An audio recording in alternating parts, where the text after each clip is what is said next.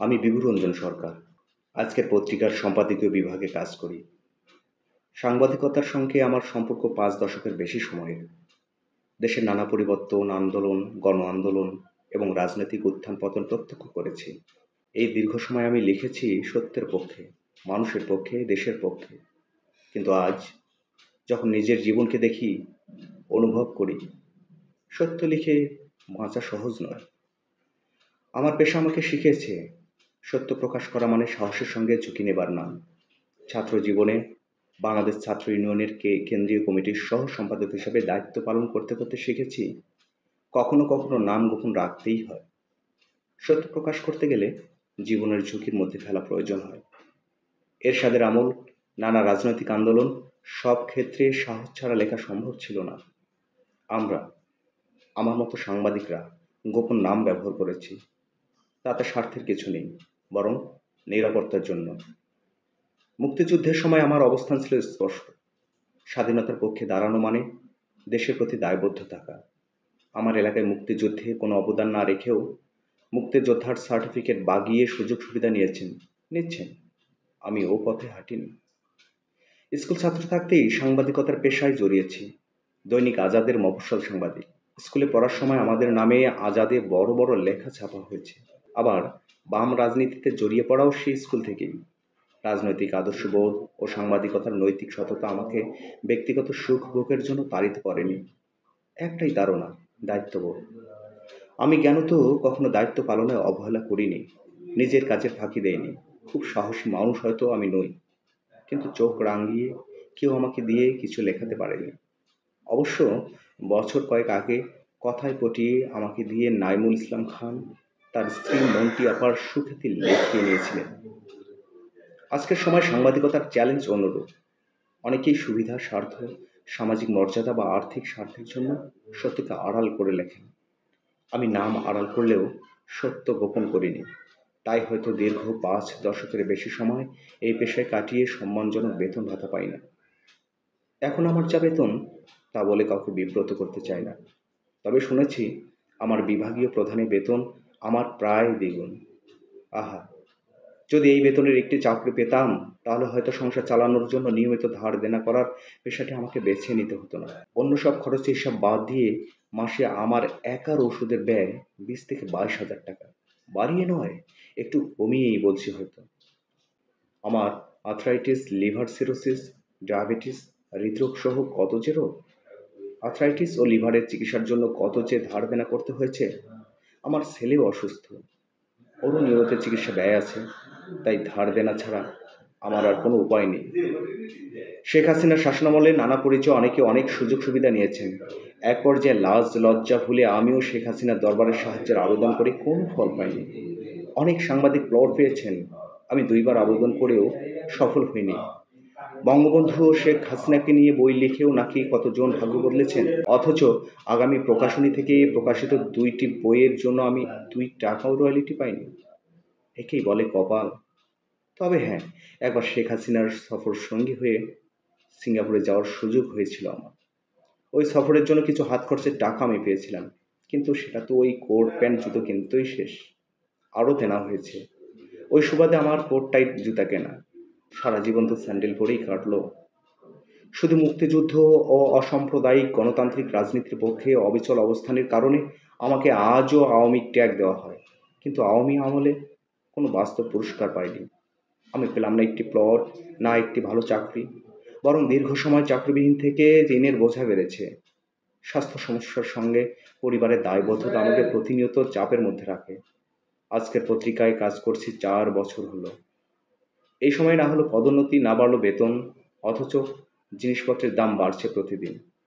সংবাদপত্র আর কিভাবে ন্যায়ের পক্ষে দাঁড়াবে?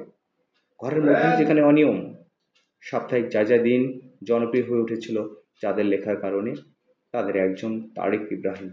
ওই নামেই আমি লিখতাম এরশাদের কোপানল থেকে রক্ষা পেতে।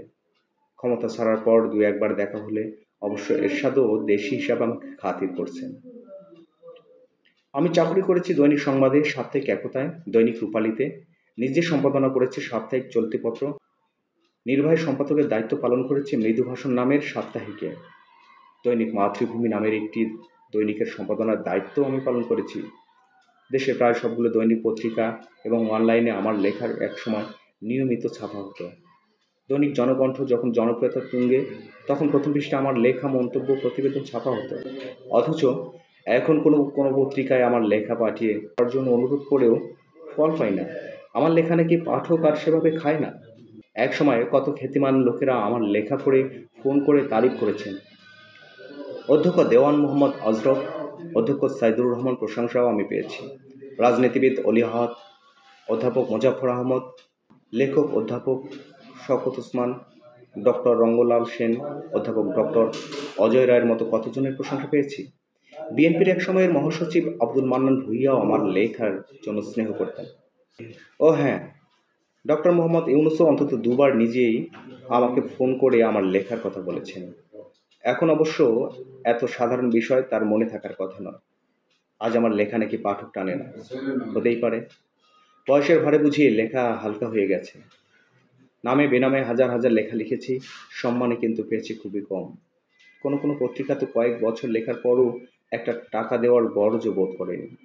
সেদিক থেকে অনলাইনগুলো অনেক ভালো। একটি বড় অনলাইনের কাছেও আমার মোটা টাকা এখনো পাওয়া আছে।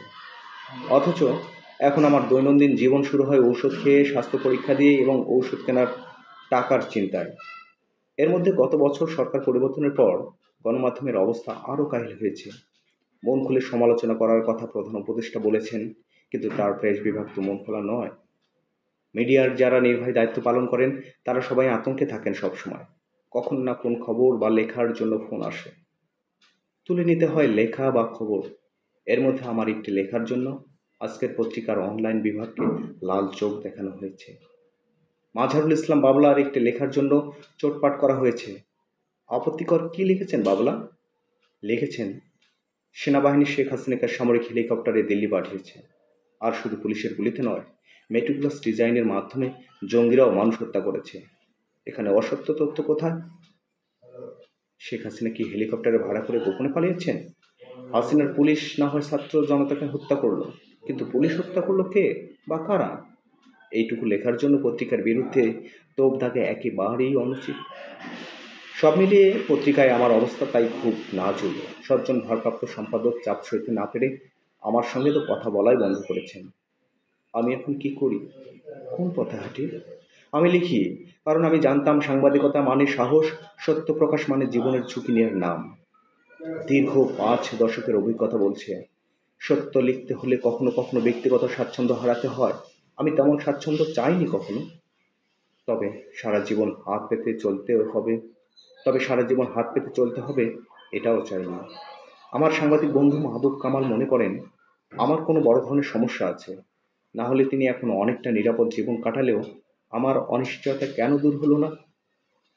আসলে তাই তো, আমার অভাব কেন দূর হলো না? মাহবুব ভাই শেখ হাসিনার কাছ থেকে জমি পেয়েছেন, চিকিৎসার জন্য 2 দফায় নগদ টাকাও পেয়েছেন। তারপর পৃথিবী জুড়ে তার অগণিত ভক্তকুল তাকে কত উপলক্ষেই না মুক্ত হস্তে দান করেন। চিকিৎসার জন্য লাগবে লাখ কয়েক, তিনি পেয়ে যান কোটি কয়েক। আমার তো কপাল মন্দ, কোনো ভক্ত নেই। তবে আমিও একেবারে ঋণধার পাই না সেটা বললে অসত্য বলা হবে। আমারও কিছু খুচরা জনদরদি আছে বলেই না এখনো বেঁচে পড়তে আছি।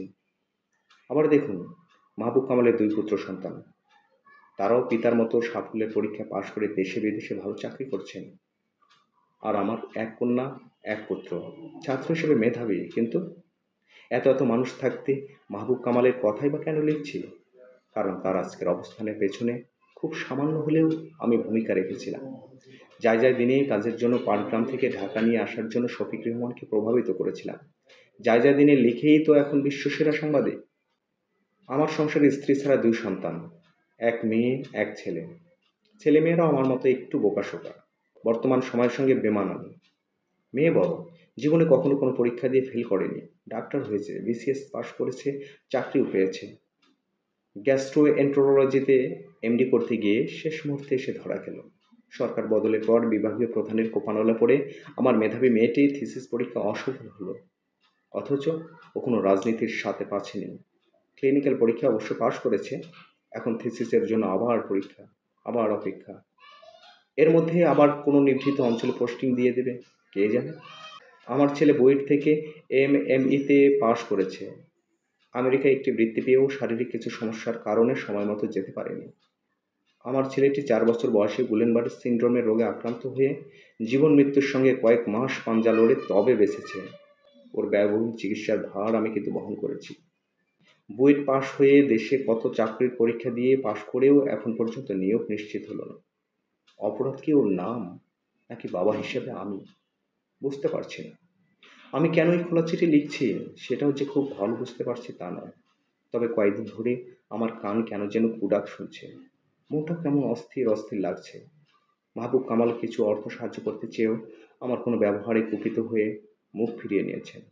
শেষে প্রথম আলো সম্পাদক মতিউর রহমানের প্রতি কৃতজ্ঞতা প্রকাশ না করে পারছি না। আমি একতায় মতি ভাইয়ের সহযোগী ছিলাম। তিনিই আমাকে শফিক রেহমানকে বলে জায়জায় দিনের সঙ্গে যুক্ত করে দিয়েছিলেন। তিনি আমাকে স্নেহ করতেন, বিশ্বাস করতেন। তার পত্রিকায় আমাকে যোগ দিতে বলেছিলেন, আমার বাসায়ও এসেছিলেন। কিন্তু আমি তখন জায়জা দিন ছাড়তে চাইনি। জীবনে এর চেয়ে বড় ভুল আর আমার কোনোটা নয়। মতি ভাই, পারলে আমাকে ক্ষমা করে দিন। আমার জীবনে কোনো সাফল্যের গল্প নেই। সাংবাদিক হিসেবেও এ ডাল ও ডাল করে কোনো শক্ত ডাল ধরতে পারিনি। আমার কোথাও না কোথাও বড় ঘাটতি আছে। এই ঘাটতি আর কাটিয়ে ওঠা হলো না। দুঃখই হোক আমার জীবনের শেষ সঙ্গী, আর পৃথিবীর সকল প্রাণী সুখী হোক। বিভুরঞ্জন সরকার এই লেখাটি bdnews24.com-কে মেইল করেন 21 অগাস্ট সকাল 9:15টায়। ফুটনোটে তিনি লেখেন, জীবনের শেষ লেখা হিসাবে এটা ছাপতে পারেন। পরিবারের সদস্যরা জানান, ওই দিন 10টার দিকে অফিসে যাওয়ার কথা বলে বাসা থেকে বেরিয়ে তিনি আর ফেরেননি। তার নিখোঁজ থাকার কথা জানিয়ে বৃহস্পতিবার রাতে থানায় জিডি করে পরিবার। শুক্রবার বিকালে মুন্সিগঞ্জের মেঘনায় তার লাশ পাওয়ার খবর জানায় পুলিশ।